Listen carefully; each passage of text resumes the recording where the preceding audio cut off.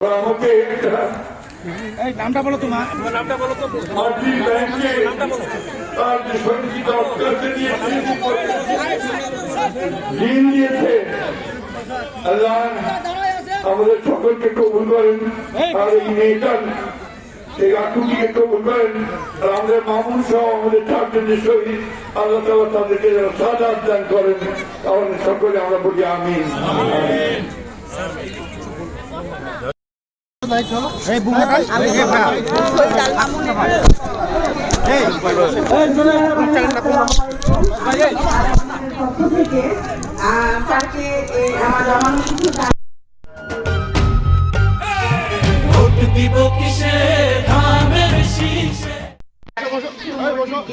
ওনাকে দিচ্ছি। আর আমি আপনাদেরকে কিছু বলতে চাই, এর আগের নির্বাচনে আমরা যেমন জীবন প্রাণ দিয়ে ধানের শীষ মার্কাকে জয়যুক্ত করার জন্য অনেক চেষ্টা করেছিলাম, এমনকি আমি নিজে বাক্স আটকায় দিচ্ছিলাম যে আমি নিজে ভোট দিতে পারিনি।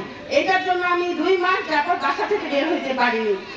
এবারও আমরা চাবো যে মা বোন চাচা চাচিদেরকে সকলকেই আমি বলবো, এই ধানের শীষটা যে আছে 12 তারিখ পর্যন্ত আমরা সকলে পাহারা দিব, পাহারা দিব। 12 তারিখের পরে এটার দায়িত্ব নিবেন আলমগীর স্যার এবং তারেক রহমান ইনশাআল্লাহ। অবশ্যই আপনারা সকলে এই ধানের শীষটাকে, এই মূল্যবান ভোটটাকে কেউ নষ্ট করবেন না ইনশাআল্লাহ। আপনাদের কাছে অনুরোধ, আমার ভাই আল মামুন শহীদ উনি হয়েছেন, উনি কিন্তু বিএনপির জন্য অনেক কিছু করেছেন। আমার ভাই একটা রাত ভালো করে বাসায় ঘুমাইতে পারে নাই, আমার ভাইকে কত জায়গায় সে লুকায় থাকতে হয়েছে, এমনকি বিয়ে করছে, বিয়ে নতুন বউকে রাখা বাইরে ছিল, কিন্তু তার এই স্মৃতিগুলো আমাদের এখনো কাঁদায়। আপনাদের সন্তান, আপনাদের নাতি, কিন্তু তাকে তার জন্য হইল যে এই ধানের শীষটাকে জয় করবেন, তাহলে আমাদের স্মৃতি আরো উজ্জ্বল হবে, এমনকি এই ধানের শীষ আমাদের উজ্জ্বল ভবিষ্যৎ গ্রহণ করবে ইনশাআল্লাহ।